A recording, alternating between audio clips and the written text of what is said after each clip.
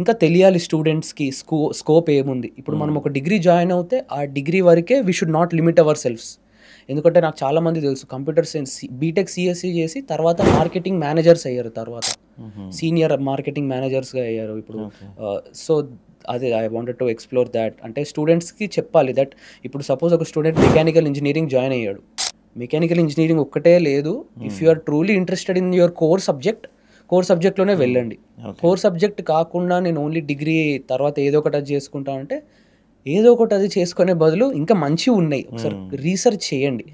మీ course ఏంటి, మీకేం scope ఉంది, ఇప్పుడు మెకానికల్ కాకుండా నేను ఏం ఎక్స్ప్లోర్ చేయగలుగుతాను, నేను అంటే నా ఫ్యూచర్ స్కోప్ ఏంటి, దానికి తగ్గట్టు సర్టిఫికేషన్ కానీ ఒక కోర్స్ కానీ అలాంటివి చేయడం I try to emphasize more on. So ఇది లేజీ లెర్నింగ్ అని స్టార్ట్ చేశారు కదా, ఎందుకు ఆ పేరు పెడదాం అనిపించింది? అంటే ఫస్ట్ అంటే అది మెషిన్ లెర్నింగ్లో ఒక కాన్సెప్ట్ ఉంటుంది అని, ఒక ఆల్గరిథం ఉంటుంది, దాన్ని లేజీ లెర్నింగ్ ఆల్గరిథం అని కూడా అంటారు.